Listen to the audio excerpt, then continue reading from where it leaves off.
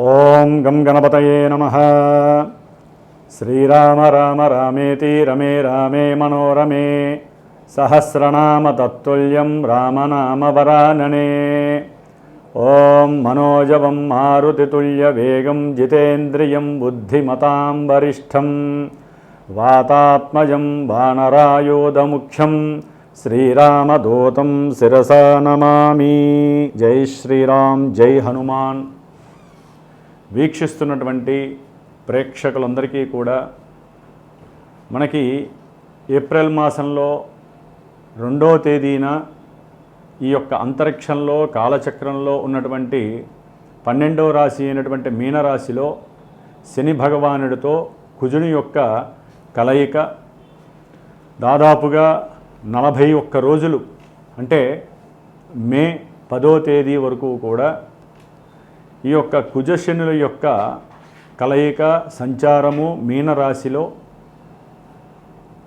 ఆ యొక్క సంచార ప్రభావము అతి క్లిష్టమైనటువంటి పరిస్థితులని, కష్టాలని, నష్టాలని, ఈ యొక్క ప్రపంచాన్ని ఏ విధంగా శాసించాలో ఆ విధంగా ప్రతికూలమైనటువంటి పరిస్థితులతో శాసించే అవకాశం కలుగుతూనే ఉంది, ఇంకా కలగబోతోంది. దాదాపుగా ఈ కుజుడు 2వ తేదీ నుండి, ఏప్రిల్ 2వ తేదీ నుండి మరి 6వ తేదీ వరకు కూడా పూర్వభాద్ర నక్షత్రంలో ఉండి 6వ తేదీ నుండి ఉత్తరాభాద్ర నక్షత్రంలో ప్రయాణం చేస్తూ దాదాపుగా ఏప్రిల్ 22, 23వ తేదీ వరకు కూడా ఆ యొక్క శని నక్షత్రంలో ప్రభావం ప్రపంచాన్ని అట్టడిగిస్తూ ఉంటుంది. ఆ తదుపరి కుజుడు బుధరాశిలో వ్యాపార గ్రహమైనటువంటి రేవతి నక్షత్రానికి అధిపతి అయినటువంటి బుధరాశిలో సంచారము ఆర్థిక లావాదేవీల మీద, అట్లాగే వర్తక వ్యాపారాదుల మీద, ట్రాన్స్పోర్టేషన్ మీద, ముఖ్యంగా ఏదైతే వార్తా వాహకాలుగా ఉన్నటువంటి ఫోటోగ్రఫీ కావచ్చు, సినిమా పరిశ్రమ కావచ్చు, రైళ్ళు, వాహనాలకి సంబంధించినటువంటి ప్రమాదాలకి సంబంధించి ఇట్లా ఎన్నో రకాలైనటువంటి ఎన్నో సిచ్యువేషన్స్ ఇంకా ముందు ముందు మనకి గోచరిస్తూ ఉంటాయి, దాదాపుగా మే 10వ తేదీ వరకు కూడా. అయితే ఈ కుజశనుల యొక్క ప్రభావము అత్యంత తీవ్రతరమైనటువంటి పరిస్థితులు అందరూ గమనిస్తూనే ఉన్నారు. మేషరాశి నుంచి కూడా ఏలినాటి శని ప్రభావాన్ని అనుభవించేటటువంటి రాశుల్లో కుంభరాశి, మీనరాశి, మేషరాశి, అలాగే సింహరాశి అష్టమ శనిగ్రహ దోషాన్ని, ధనుస్సు రాశి అర్ధాష్టమ శని దోషాన్ని, కన్యారాశి వారు వేధాస్థానంలో అంటే సప్తమ స్థానము, వివాహ స్థానము, వ్యాపార స్థానము అయినటువంటి రాశిలో 7వ రాశిలో ఈ కుజశనుల ప్రభావము చాలా చాలా తీవ్రతని ఒక్కొక్క రాశికి ఒక్కొక్క రకమైనటువంటి పరిస్థితులను కలుగజేస్తుంది. అయితే ఈ యొక్క శనిగ్రహ కుజగ్రహ దోషభూయుక్తమైనటువంటి దశలు, అంతర్దశలు ఎవరికైతే జాతకంలో జరుగుతున్నాయో, ఎవరైతే మేష వృశ్చిక రాశులు వారు ఉన్నారో, మకర కుంభరాశులు వారు ఉన్నారో, కుజనక్షత్రాలైనటువంటి మృగశిర, చిత్త, ధనిష్ట నక్షత్ర జాతకులు, శనిగ్రహ నక్షత్రాలైనటువంటి పుష్యమి, అనురాధ, ఉత్తరాభాద్ర ఈ నక్షత్ర జాతకులు, ఈ రాశులు, దశలు, అంతర్దశలు, ఇందాక చెప్పినటువంటి ఏలినాడి శనిగ్రహ దోషాలు, అష్టమంలో ఉన్నటువంటి కుజశనుల యొక్క ప్రభావం, వీళ్ళందరికీ కూడా ఒక్కొక్కరికి వారి యొక్క జన్మజాతకంలో ఏ విధమైనటువంటి దశలు, అంతర్దశలు కలుగుతున్నాయో ఆ ప్రభావం అంతా కూడా ఇక్కడ చూపిస్తూ ఉంటుంది మానసిక వికారాలుగా. ఎందుకంటే గోచారం అనేటటువంటిది మనసుకు సంబంధించినటువంటి దోషాలని, మనసుకు సంబంధించినటువంటి ఆహ్లాదకరమైనటువంటి విశేషాలని, ఈవెంట్స్ని సూచిస్తుంది.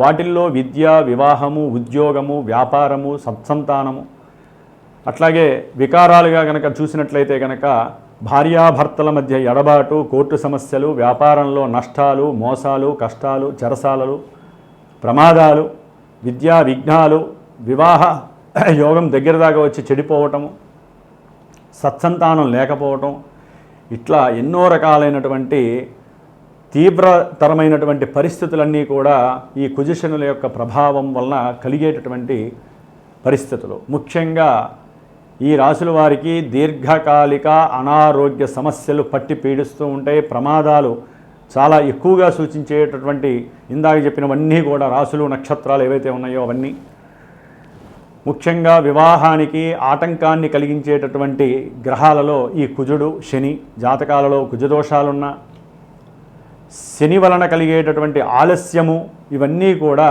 వివాహ ఆటంకాలని, వివాహంలో ఎడబాట్లని, ప్రభావాల్ని సూచిస్తున్నాయి.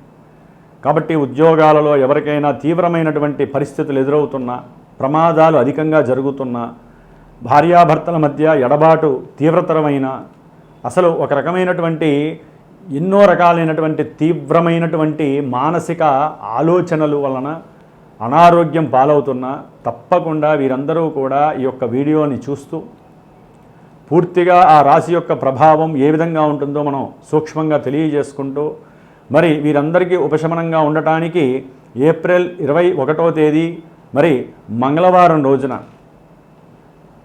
మృగశిర నక్షత్రము పంచమి ఆదిశంకరాచార్య జయంతి రోజున నేను నా యొక్క శ్రీమాతా జ్యోతిషాలయ పీఠంలో విశేషముగా హనుమాన్ చాలీసా పారాయణ, అట్లాగే హనుమంతుడికి ప్రీతికరమైనటువంటి మన్యుసూక్త పారాయణము, కుజశనులకి సంబంధించినటువంటి దోషాన్ని హరించడానికి వారిద్దరికీ కూడా జపాన్ని ఆచరిస్తూ 21 రోజులు మే 11వ తేదీ వరకు కూడా ఈ 21 రోజులు చక్కగా ఈ యొక్క జపతపాలను చేస్తూ మన్యుసూక్తంతో స్వామివారిని ఆరాధిస్తూ మే 12వ తేదీ మంగళవారము వైశాఖ మాసంలో వచ్చేటటువంటి బహుళ దశమి పూర్వాభాద్ర నక్షత్రము రోజున, అంటే శతభిష ఉంటుంది, తర్వాత పూర్వాభాద్ర వస్తుంది. కాబట్టి ఈ 12వ తారీఖు హనుమత్ జయంతి, హనుమంతుల వారి యొక్క విశేషమైనటువంటి పుణ్య దినము కాబట్టి ఆ రోజున స్వామివారికి సీతారాముల వారి యొక్క అష్టోత్తరాలతో హోమము, అట్లాగే మృత్యుంజయ పాశుపత హోమము, హనుమంతుడి యొక్క పాశుపత హోమము, ఎవరైతే నవగ్రహాలు పరంగా ఇబ్బందులు పడుతున్నారో వారందరికీ నవగ్రహ ఉపశమనం కలగడానికి నవగ్రహ హోమము, మహాగణపతి సుబ్రహ్మణ్య హోమము, అలాగే ముఖ్యంగా వివాహపరంగా ఎవరైతే ఆటంకాలు ఎదుర్కొంటున్నారో, ఆలస్యాలు సూచిస్తున్నాయో వారికి వివాహం కావటానికి, వివాహమై ఎవరైతే విడిపోయి నానా ఇబ్బంది పడుతున్నారో కోర్టు పరమైనటువంటి సమస్యలు, అన్నదమ్ములైతే కనుక గృహ సంబంధిత సమస్యలు, కొంతమంది రియల్ ఎస్టేటర్స్ అయితే కనుక వ్యాపారాలు లేక ఇబ్బంది పడేవాళ్ళు, వీళ్ళందరూ కూడా ఈ యొక్క కార్యక్రమంలో మీ వంతుగా మీరు కూడా పాల్గొనడానికి ప్రయత్నం చేయండి. ఇది సామాన్యమైన విషయం కాదు. ఇది ప్రత్యేకించి నేను శ్రద్ధతో నేను చేస్తూ ఈ 12వ తారీఖున హనుమత్ జయంతి హోమాన్ని హైదరాబాద్లో విశేషముగా నేను ఎవరైతే నన్ను సంప్రదిస్తారో వారికి తెలియజేస్తాను. కాబట్టి అందరూ కూడా హోమానికి రావచ్చు. ఆ హోమ భస్మము ఎవరైతే నాకు గోత్రనామాలు ఇచ్చి వారి యొక్క సమస్యను తెలియజేస్తారో, అట్లాగే జాతకరీత్యా వారికి ఉన్నటువంటి దశలు అంతర్దశలు తెలియజేస్తూ వారి నక్షత్రము రాసి నాకు ఇస్తారో వారందరిది కూడా 21 రోజులు తృప్తిగా ఈ గ్రహజపాలు, అట్లాగే దానికి సంబంధించినటువంటి హనుమంతుడి పారాయణ చేస్తూ ఆ రోజున విశేషమైనటువంటి హనుమంతుడి యొక్క సహస్రనామాలతో హోమాన్ని ఆచరించేటటువంటి సంకల్పం పూనుకున్నాను. కాబట్టి మరి మేషరాశి పర్యంతం మీనరాశి వారికి ఏ రాశుల వారికి కుజశనుల యొక్క ప్రభావం తీవ్రతరంగా ఉంటుంది, ఎవరికి లాభాన్ని కలుగజేస్తుందో తెలుసుకుందాం. జై హనుమాన్, జై శ్రీరామ్. మిథున రాశి వారికి ఏప్రిల్ మాసం 21వ తేదీ నుండి మే 10వ తేదీ వరకు కర్మస్థానమైనటువంటి ఉద్యోగ స్థానమైనటువంటి దశమ స్థానము చాలా విశేషమైనటువంటిది. జన్మ లగ్నాతు కూడా దశమం చాలా విశేషము, జన్మ రాస్యాత్తు కూడా చాలా విశేషమైన స్థానము. ఆ స్థానము శుభ్రపడి ఉండటం చాలా విశేషం. కానీ మిథున రాశి వారికి ఈ మే 10 వరకు కూడా ఈ కుజశనులు దశమ స్థానంలో కీర్తి ప్రతిష్టలు హరించేటటువంటి స్థానంలో, అంటే అవి పెంచే స్థానంలో వీరు హరించే పరిస్థితుల్లో ఉన్నారు.